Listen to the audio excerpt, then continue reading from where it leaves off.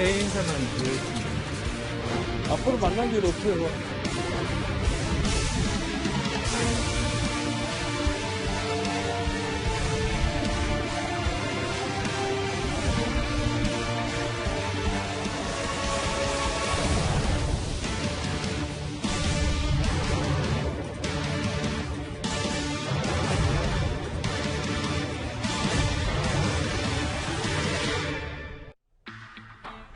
예, 먼저 이 얘기부터 풀어볼까요? 2021년으로 해가 바뀌니까 4월 서울시장 보궐선거의 시간이 한껏 다가온 느낌입니다. 국민의힘 김종인 비대위원장과 국민의당 안철수 대표가 어제 비공개 회동을 한 사실이 뒤늦게 알려졌는데요. 그러나 썩 좋은 결과가 나온 것 같진 않습니다. 어제 회동한 두 사람의 목소리 들어보겠습니다. 나한테는 물어보지 말아요. 상대방 나를 만났다는 사람한테 물어보는 거지. 안철수 대표와는 그러면 조만간 다시 한번 만나실 예정이 있으신지요? 앞으로 만날 일 없어요. 후보 단일화 문제로 굉장히 궁금증이 많은데. 아니요. 우리 후보 단일화 문제는 안철수 국민의당 대표가 먼저 후보 단일화를 해야 되겠다고 얘기를 했고, 후보를 단일화해야 되겠다고는 우리 입장으로 내가 분명하게 얘기를 했기 때문에 그런 적정한 시기가 도래할 것 같으면 그때 가서 하면 돼요.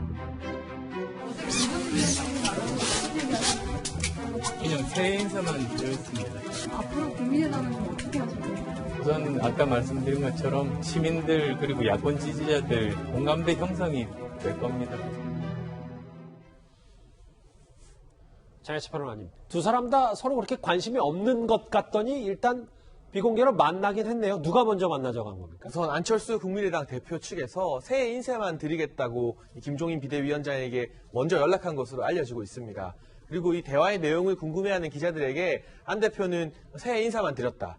김종인 위원장은 앞으로 만날 일 없다. 선을 긋는 모습이었는데요. 우선 야권 단일화를 해야 된다는 공감대는 야권 전체에 걸쳐서 사실 퍼져 있는 상황입니다. 그 과정에서 지금 일각에서는 안철수 대표 입당하라 국민의힘으로, 또는 국민의당과 국민의힘이 합당해야 된다는 그런 압력이 조금씩 거세지고 있는 가운데 안 대표가 김종인 위원장을 만나서 지금 국민의힘의 의중은 어떠한지, 그리고 단일화 스케줄에서 어느 정도 시기를 고려하고 있는지 한번 이야기를 나눴지 않았을까 추측이 되는데요.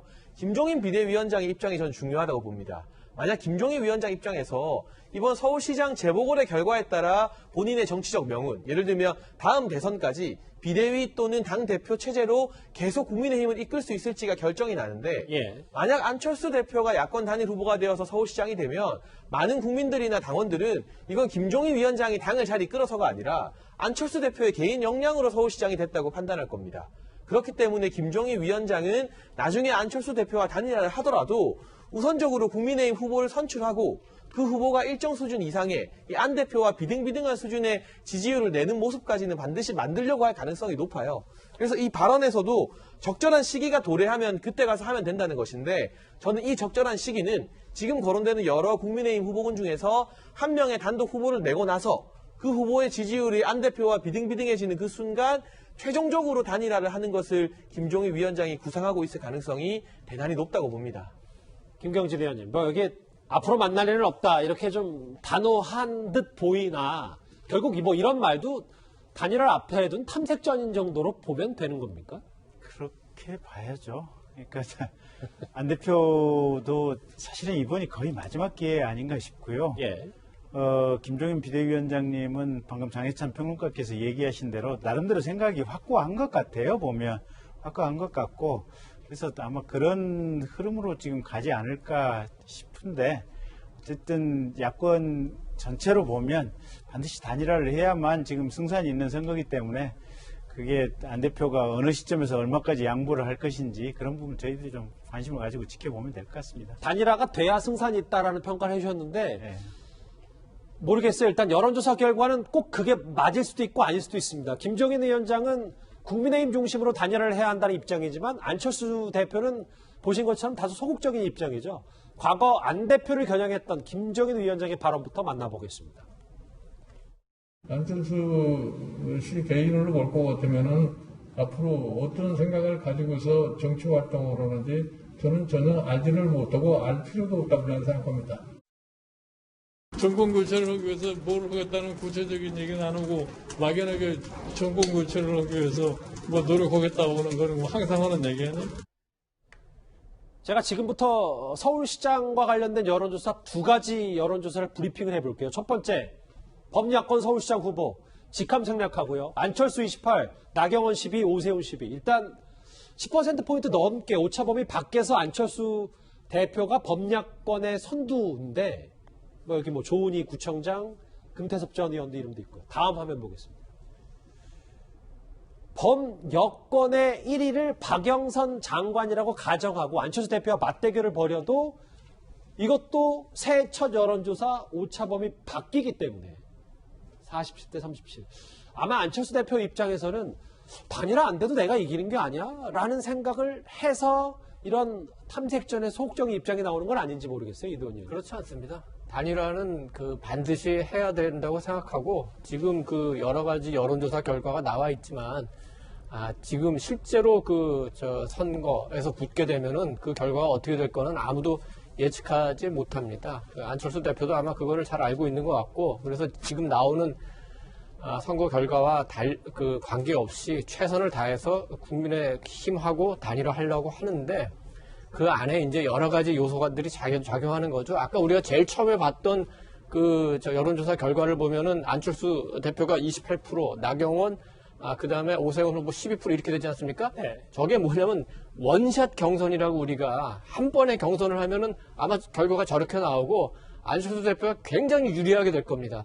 그렇기 때문에 국민의힘 쪽에서는 안철수 대표를 일단 제외하고 나머지 사람들이 전부 해서 단일 후보를 내서 그게 나경원이든 오세훈이든 조은이든 금태섭이든 그러면 국민의힘이 국민의 당보다는 당세가 크기 때문에 나중에 최종 경선에서 이길 수 있다. 이런 작전으로 바뀌었고 그렇기 때문에 오세훈 후보가 오늘 기자회견에서 안철수 후보가 들어오면 자기가 나서지 않겠다 그런 얘기까지 나온 겁니다. 그리고 잠깐 아까 김종인 대표하고 안철수 위원장하고 안철수 대표 회동은 어차피 국민의힘하고 협조해야 되기 때문에 안철수 대표 쪽에서 만나자고 한 거고 김종인 위원장은 어떤 생각이 있냐면은 당을 위하는 마음, 나라를 위한 마음도 있지만 본인의 정치적인 입지도 굉장히 생각해서 여전히 안철수 대표가 저렇게 많이 나오고 나경원, 오세훈 후보가 출마 의사가 있음에도 불구하고 본인의 정치적 입지를 고려한 서울시장 후보를 지금도 찾고 있는 상황입니다. 예. 네, 지금 저 여론조사를 보게 되면 국민의힘 소속 후보 3명이 현재 5% 이상의 결과가 나왔는데요. 나경원, 오세훈, 조은희 이 세 후보가 이 조사에서 받은 이 적합도 합치게 되면요. 32.6%가 됩니다. 물론 산술적으로 다 더하기가 된다는 보장은 없지만 네. 아직 나경원이나 오세훈 후보는 공식적인 출마 선언도 안 한 상황이거든요. 네. 그러면 국민의힘 단독 후보 저 세 사람의 지지율이 합쳐졌을 때 더해지는 시너지 효과나 출마 선언의 컨벤션 효과를 고려해보면 이동훈 의원께서 말씀하신 것처럼 국민의힘 단독 후보가 나왔을 때는 안철수 대표도 절대로 경선에서의 승리를 장담할 수 없는 상황이기 때문에 앞으로의 단일화 국면 저는 대세론이 형성되었다기보다는 국민의힘 내부 경선에 불이 붙게 되면 상당히 치열하게 국민의힘 후보와 안철수 대표 사이의 단일화 경선도 국민들의 또 서울 시민들의 관심을 끌게 될 것으로 보여집니다. 알겠습니다. 이런 상황에서 오세훈 전 시장도 오늘 사실상 서울시장 출마 선언을 했는데요. 단 조건을 하나 붙였습니다. 오 전 시장의 목소리 같이 들어보겠습니다. 저는 오늘 야권 단일화를 위해 안철수 후보님께 간곡히 제안하고자 합니다. 국민의힘 당으로 들어와 주십시오. 합당을 결단해 주시면 더욱 바람직합니다. 그러면 저는 출마하지 않고 야권 승리를 위해서 최선을 다하겠습니다. 입당이나 합당을 하셔서 경선을 하실 수 있는 방안을 최대한 간곡히 부탁드리는 입장을 전수드리겠습니다. 그런 정도의 대화는 아닙니다. 저는 이제 출마 준비를 시작을 할 겁니다. 오늘부터는 본격적으로 출마 준비에 나설 겁니다. 제가 앞서 사실상의 출마 선언이라고 붙인 이유는 조건을 단 게 안철수 대표가 국민의힘 입당하면 안 나오겠다. 그럼 이건 나가겠다는 거 아니냐. 여러 가지 그래서 얘기가 나오는 거거든요. 그러니까 오 전 시장은 안 대표가 입당 안 한다는 걸 확신을 하는 겁니다. 그러니까 사실상 어떻게 보면 이거는 주도권 싸움인데 예. 주도권 싸움이 누구 사이에 벌어지고 있냐면 김종인 비대위원장과 안철수 대표죠. 그러니까 이 두 분은 사실은 이 서울시장에서 누가 이기느냐의 게임에 관심을 갖는 것보다는 그 이후의 국면을 누가 주도하느냐. 그러니까 지금 사실상 이 야권에서는 서울시장은 야권이 가져온다는 확신이 있는 것 같아요. 그런데 그 승리를 누가 담보할 것이냐. 예컨대 안 전 대표 같은 경우는 당으로 들어가면 결국에는 그것이 이긴다고 해도 김종인 비대위원장의 공으로 갈 것이고, 그러면 그 이후의 국면도 김종인 비대위원장이 주도할 수밖에 없다.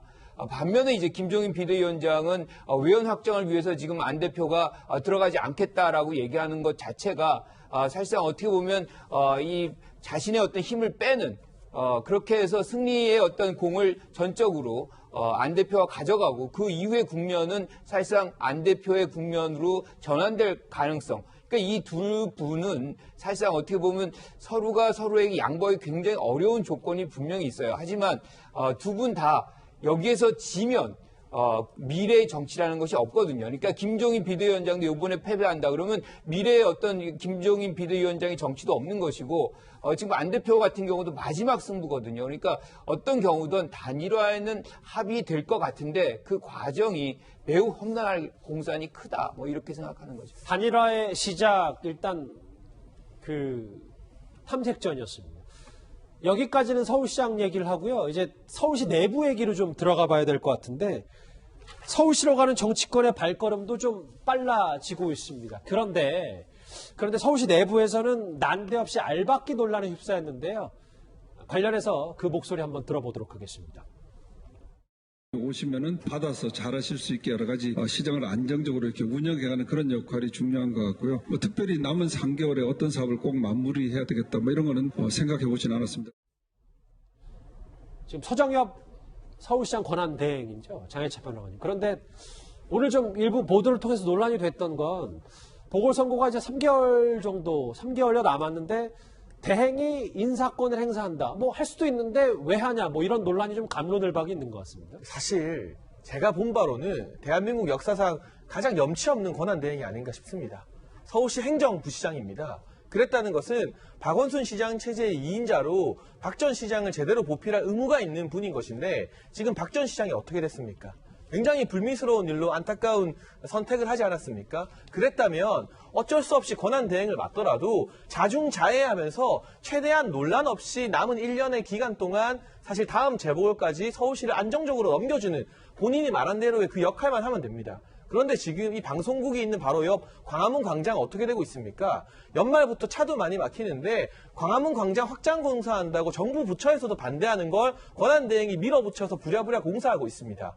그 확장 공사요, 김부겸 전 행정안전부 장관 때부터 문재인 정부 장관도 반대했던 공사입니다. 무슨 권한으로 서울 시민의 동의를 얻어서 서정엽 권한대행이 그 공사를 합니까? 그리고 지금 임기 3년에 서울미디어재단, 그러니까 TBS의 이사장을 선임했고요. 서울물재생시설공단의 이사장을 선임했습니다. 만에 하나 다음 보궐선거 또는 그 다음에 열리는 본 지방선거에서 서울시장이 바뀌게 된다면, 그러니까 서울시장이 여당 소속이 아니라 지금의 야권에서 나오게 된다면 이거 그야말로 새로운 시장에게 인사권을 넘겨주지 않는 알박기라는 비판을 받을 수밖에 없습니다. 시장이 멀쩡히 있어도 선거 직전에 이런 식으로 3년이나 남은 인사를 하면 알박기 아니냐는 비판을 받는데, 선출된 권력도 아닌 일개 행정부시장이 이런 식의 인사를 하는 것은 법적인 것을 떠나서 정치적 금도를 넘어선 행위이고요. 이 부분에 대해서 오히려 시장이 만약 교체되게 된다면 다음 시장과 이렇게 알박기로 임명된 인사들 사이에 굉장히 강한 갈등이 촉발되면서 서울시정의 동력이 약화될 수 있다.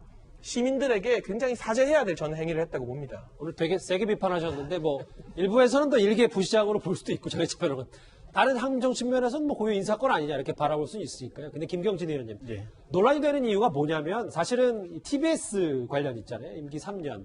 근데 이게 TBS가 최근에 뭐 사전 선거운동 캠페인 아니냐라는 논란도 있었고, 아무래도 이번 서울시장 선거에서 주요 공약은 아니지만 야권 후보들이 TBS에 대한 이 중립성 문제를 제기하기 때문에 그래서 더 큰 뒷말이 나오는 거예요. 그러니까 저 TBS가 사실은 너무해요, 보면. 그러니까 제가 20대 국회 때 과방위 위원 하면서 TBS 문제를 줄기차게 지적을 했었거든요. 그리고 저게 만약에 TBS가 이런 식으로 김어준 씨나 이런 분들 해서 계속 특정 정파의 선전을 위한 방송 도구로 쓴다면, 가령 경상북도 도지사가 그러면 경상북도 교통방송 하나 설립해가지고 똑같은 방식으로 하고, 대구시장이 똑같이 대구시 교통방송 설립해가지고 김어준 씨 비슷한 분 이게 앵커로 갖다 놓고 똑같은 방송 이렇게 돌리면 이건 대한민국의 언론 질서가 속된 말로 엑스판이 된다. 예. 제발 그러지 말라. 저게 근데 실은 김어준 씨나 이런 분들이 등장하는 게 돌아가신 박 시장님 두 번째 임기 때부터 그렇게 됐거든요. 박 시장님 첫 번째 임기 때도 안 그랬어요. 그리고 오세훈 시장이나 그 전임자들이 있을 때는 사실은 일부 정치나 정치 토론이 있기는 했었지만 그 진행자들이 대단히 중립적이고 중후하신 분들이 와서 했었어요. 근데 갑자기 어느 시점부터 그냥 한쪽 정파를 대변하신 분들이 와가지고 그냥 그쪽에 뭐랄까 일종의 선전매체 비슷하게 지금 변질이 돼버렸거든요. 근데 저는 제일 우려되는 상황이 뭐냐면 서울시장이 가령 다른 정파로 바뀌고 난다 이러면 또 다른 그쪽 정파의 극단적인 편향성을 가진 그러니까 김어준 씨의 반대 편향의 성향을 가진 사람이 김어준 씨하고 와서 똑같지 않은 그 상황이 제일 우려스러운데 실은 김어준 씨를 통해서 그 가능성을 지금 몇 년 동안 계속해서 보여주고 있는 거 아니에요.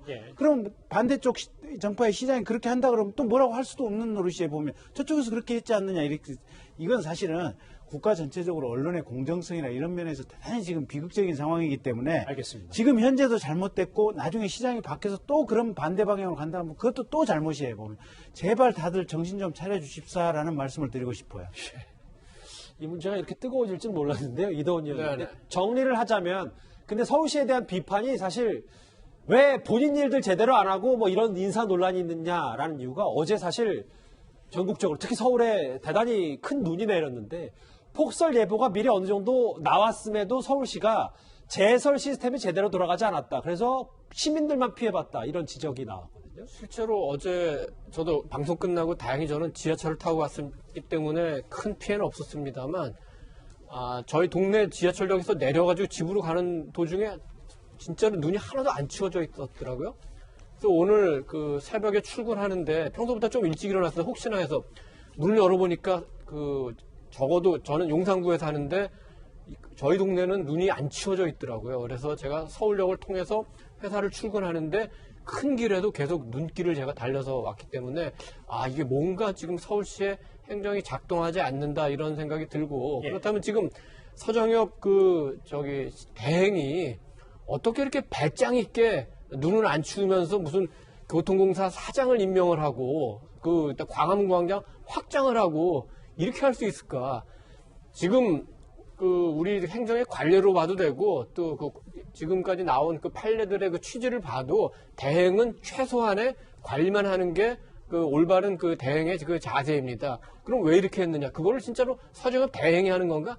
그건 아니라고 봐야 될 부분들이 많이 있는 것 같습니다. 예를 들어서 광화문 광장 같은 경우도 문 대통령이 공약했던 광화문 시대를 주도했던 분 한 분이 서정엽 대행을 통해서 이렇게 추진한다는 얘기도 있고 지금 TBS 문제는 야당에서는 김어준 씨 지키려고 지금 3년짜리 사장을 임명했느냐 이런 비아냥까지 나오지 않습니까? 그러나 윤석열 총장 임기가 2년이 법으로 보장된 것 갖고는 달리 교통방송 사장은 이사회만 하면 언제든지 바꿀 수 있는 거거든요. 이렇게 무리하게 서정엽 대행이 무슨 이유인지 모르지만 이렇게 무리한 밀어붙이기를 할 이유가 없다고 봅니다. 그리고 이 문제들은 굉장히 중요한 문제이기 때문에 반드시 언젠가 이 서울시장이 새로 오거나 하면은 감사를 통해서 옳고 그름을 반드시 따져봐야 될 것 같습니다. 보궐선거 얘기, 서울시행정 얘기, 서울시와 관련된 여러 가지 이슈들 하나하나 만나봤습니다.